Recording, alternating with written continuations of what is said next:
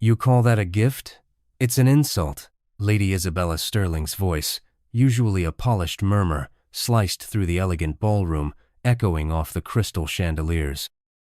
Her perfectly manicured finger, adorned with emeralds, trembled as she pointed at Jamal Thompson. The young black man stood calmly before her, a humble, handcrafted digital art book, Visual Symphony, clutched in his hands, its sleek, understated cover a stark contrast to the glittering diamond necklaces and gold watches adorning the high society guests. Beside Jamal, his father, David, a jazz musician with silver-dusted dreadlocks and a steady gaze, stood in dignified silence, reflecting not shame, but profound pride.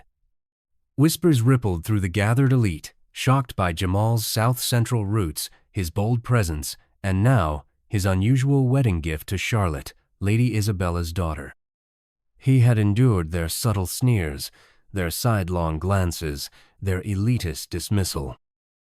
But, in the face of open humiliation, Jamal met them with poise, his voice quiet yet resonant. "This is my legacy."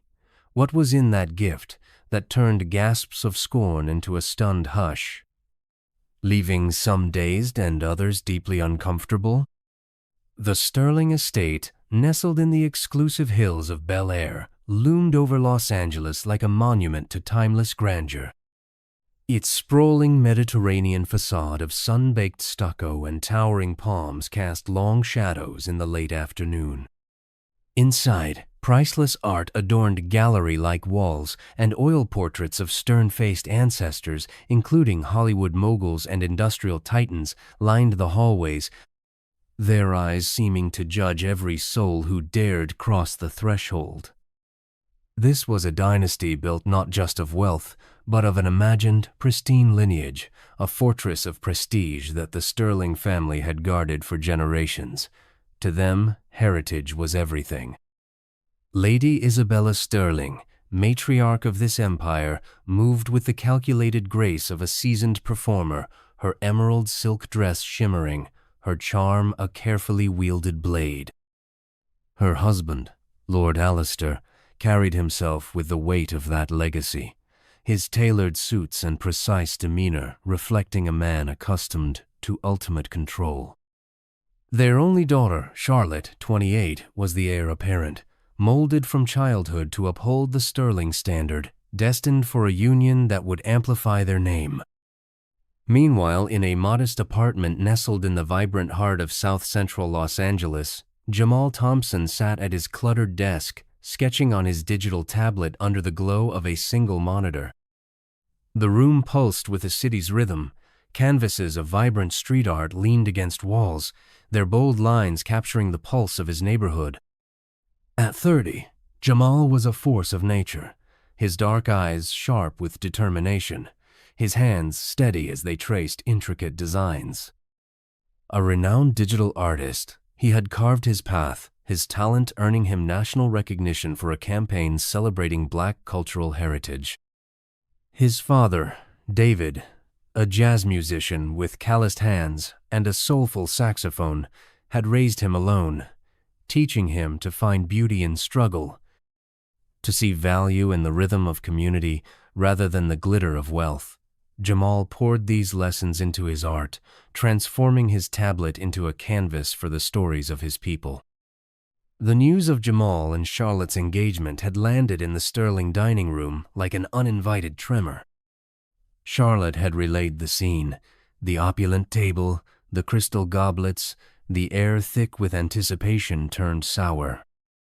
Jamal's name had landed like a pebble in a still pond, rippling through Isabella and Alistair's carefully curated world. "Thompson," Alistair had said, his voice a blade cloaked in velvet. "A digital artist from South Central?" Isabella's poised smile had masked a flicker of unease. Her words about responsibilities were a polite warning.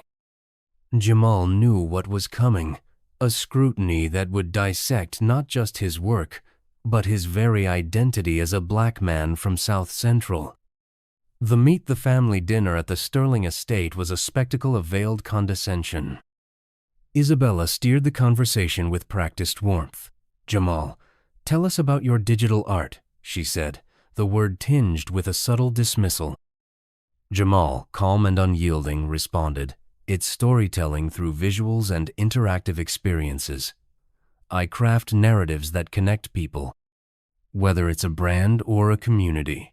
Lord Alistair, his fork poised, delivered a subtle jab. "Storytelling is admirable, but surely it's a challenge to compete with published, traditional artists, especially given your background." Jamal's jaw tightened. "Challenges build character. I've built my career from nothing, and my clients value authenticity over pedigree." A guest, an old Hollywood financier named Robert, chimed in, his smile too sharp. "South Central must be colorful. I imagine it's quite a contrast to our world."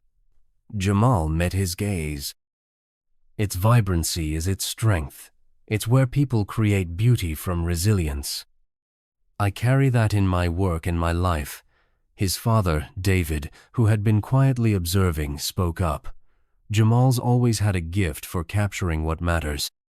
He'd sketch while I played my saxophone. He even drew the energy of a jazz club crowd, his first real piece." Isabella swiftly redirected to art auctions, a safer terrain.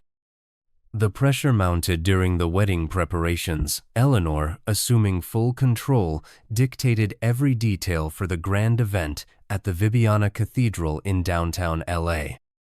Jamal's suggestions for incorporating hip-hop elements or community-inspired decor were met with polite smiles and swift dismissals. He overheard planners whispering about his background and how lucky Charlotte was. The slight burned, but Jamal channeled his frustration into his true passion, his wedding gift for Charlotte, a handcrafted art book he called Visual Symphony. Each page was a vibrant digital print of his original art: South Central street scenes, couples dancing under neon lights, a saxophone glowing under stage lights, all bound in a sleek, minimalist wooden cover.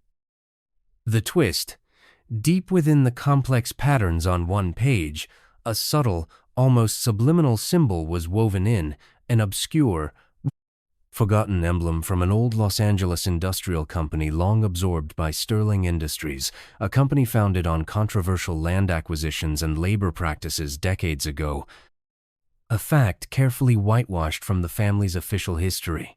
This was Jamal's quiet rebellion, his way of holding up a mirror, not just of his legacy, but to theirs. The Vibiana Cathedral's grand ballroom shimmered like a jewel, its vaulted ceilings dripping with crystal chandeliers. Charlotte, radiant in a minimalist gown she had secretly chosen, moved with grace. Jamal, in a tailored tuxedo, met her at the altar, his hazel eyes warm with a love that cut through the grandeur. The ceremony unfolded like a dream, the vows weaving them together. But as they moved to the reception, the weight of the Sterling world pressed closer. As the gift-giving approached, Jamal felt a flutter of nerves.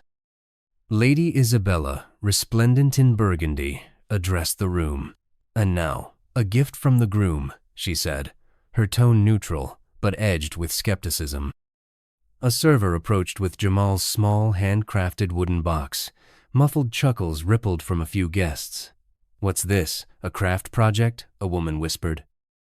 Jamal's jaw tightened, but he held his composure, meeting Charlotte's gaze. Her unwavering nod was his anchor.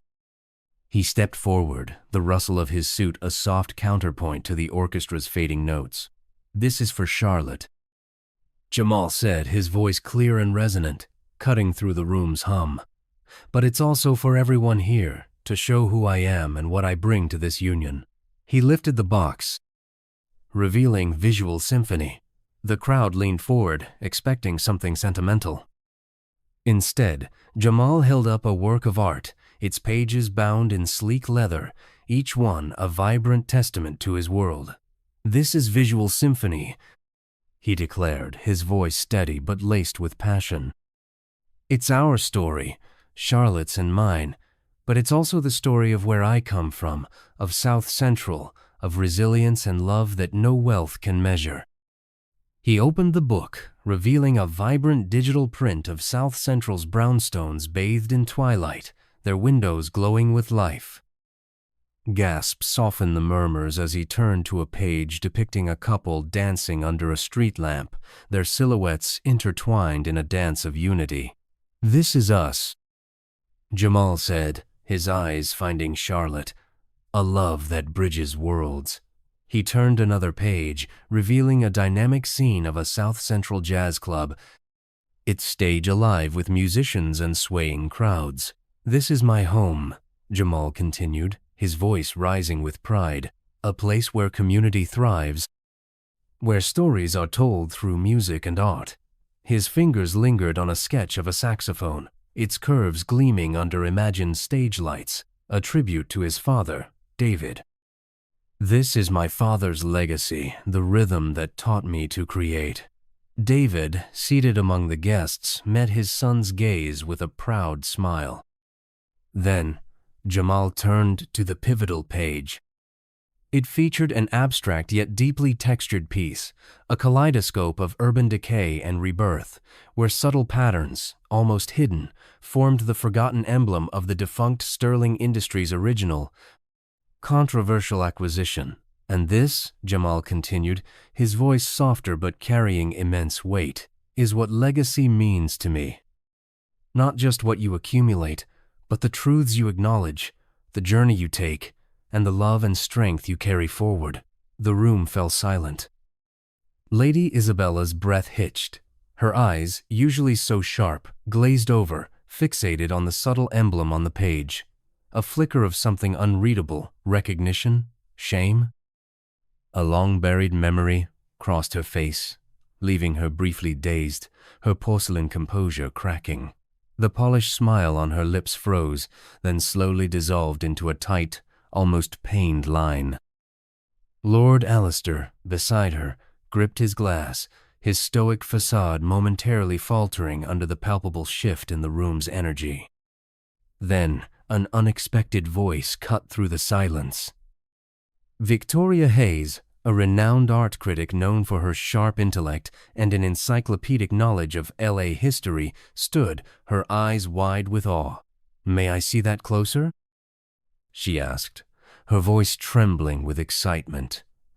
Jamal handed her the book. Victoria's fingers traced the pages, her gaze lingering on the subtle emblem.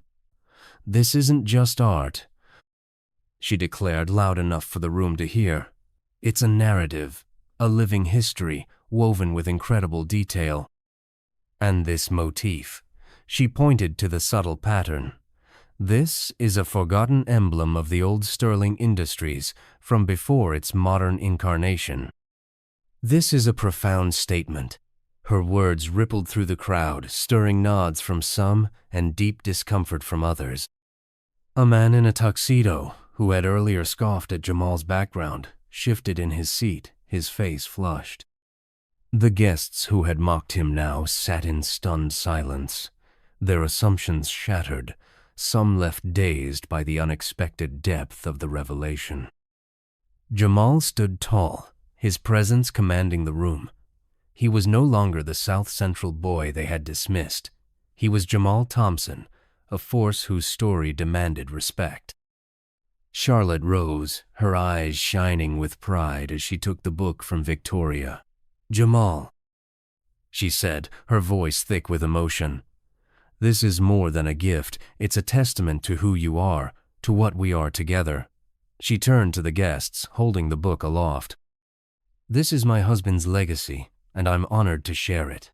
The room erupted in soft applause, led by Victoria and those who felt the truth in Jamal's work, though Isabella clapped with strained politeness, her gaze still distant. The grand ballroom of the Vibiana Cathedral, with its chandeliers now softened to a warm glow, hummed with the aftershocks of Jamal's triumph. The air, once heavy with judgment, now carried a quiet reverence. Jamal stood beside Charlotte, his fingers warm and steady, his hazel eyes brimming with unspoken pride. He caught David's gaze from across the room, his father's silver curls glinting as he nodded, a silent anchor in the sea of faces. As the night drew to a close, Victoria Hayes approached Jamal, her eyes alight with purpose. "I meant what I said about this work," she affirmed, her voice urgent. "I've spoken to the California African American Museum and also the Autry Museum of the American West. Both are eager to exhibit visual symphony as a symbol of cultural resilience and a unique historical commentary. This book belongs in the world." Jamal's breath caught, the possibility both thrilling and humbling. He hadn't created the book for accolades, but the idea that it could inspire others, a museum exhibit, a beacon for his community, felt like a legacy greater than any he had imagined. Lady Isabella and Lord Alistair approached, their movements deliberate, their smiles now more strained than ever. "You've given us much to think about, Jamal," Isabella said, her voice careful, a concession wrapped in forced politeness, her eyes still holding that dazed, distant quality, as if she were seeing a ghost from her family's past. Alistair offered a curt nod, his silence louder than any speech. Jamal met their gaze, his own unwavering. He didn't need their approval, but their acknowledgement was a victory, a crack in the fortress of their privilege. "Thank you," he said simply, his voice a blend of grace and steel. He was Jamal Thompson, and he had redefined their world on his terms. As the final guests departed, the ballroom grew quiet, its grandeur fading. Jamal and Charlotte stood together, their hands entwined, the weight of the night lifting like mist at dawn. "You changed everything," Charlotte whispered, her voice thick with admiration. Jamal smiled, his heart full. "We changed it together," he replied, his eyes tracing the room where his story had taken root. The cathedral's light, once symbols of exclusion, now seemed to shine for him, a reflection of his triumph. Outside, the L.A. night glittered, its skyline a canvas of possibility. Jamal stepped into the cool air, Charlotte at his side, David a few steps behind. The city's pulse echoed his own, a rhythm of resilience, of love, of stories that refused to be silenced. Visual symphony had been his voice, but this moment was his victory. He was Jamal Thompson, son of South Central, husband of Charlotte, a man whose art had shattered barriers and unveiled truths. As they walked into the night, a museum's invitation lingering in his mind, Jamal knew his journey was just beginning. His story, like his father's music, would resonate far beyond this night, a legacy of strength that no wealth could rival. The stars above seemed to wink in approval, and Jamal felt a quiet certainty. He had made his mark, not just on the Sterlings, but on a world ready to listen. His journey, forged in love and defiance, was one worth remembering, a story that would echo through generations, a testament to the power of a man who dared to be himself.